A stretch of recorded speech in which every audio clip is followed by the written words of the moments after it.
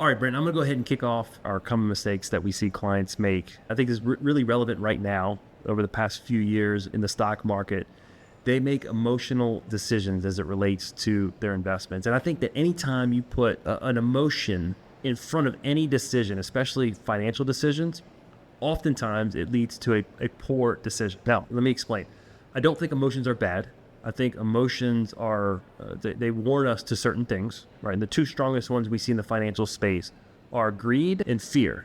Okay. Greed and fear. And those two, if you're making an investment decision and greed or fear stands between you and the decision you're going to make, it's probably a bad decision. Emotions make terrible advisors. Tell me an example of how each one of those plays out. Like Okay. Greed, fear. So a perfect example. What was it? Back in August 5th or August 8th, there was the market took a big dive, remember? Mm-hmm.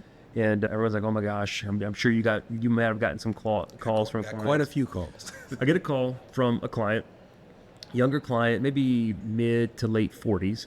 And I was actually on vacation. And I hate when I'm on vacation and the market does poorly, because I know that I'm going to have to field some client calls. You just have to do it. So he calls me. He's like, hey, man, what are we going to do? I'm like, what do you mean what are we going to do? He goes, you saw the market opened down. It's crashing. Like, are we going to go to cash? And I'm like, why would we go to cash? He goes, because the market's dropping and, man, I don't want to lose portfolio value. So we talked a little bit about it. He's like, okay. I get it. I told him we're not going to do anything. And no sooner than I said, we're not going to do anything, he says, hey, I have a little extra cash on the sidelines. I'm going to go and buy some stuff that dropped. And in that conversation, in a span of 5 minutes, he went from fearful to greed, right? I'm afraid I'm going to lose money in the market.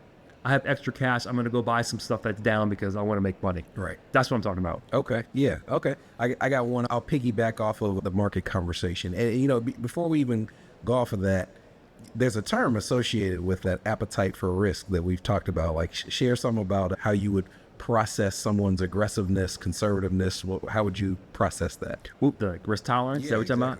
Yeah, so we love talking about risk tolerance. The industry loves talking about risk tolerance. We can't make a recommendation without assessing someone's risk tolerance. The problem with risk tolerance for me is risk tolerance is nothing more than an emotion, right? How many of your clients, when the market's doing well, have a high tolerance for risk? Even your conservative, quote unquote, conservative clients, they all want to participate, right? When the market's doing bad, your quote unquote risky clients don't want to lose money.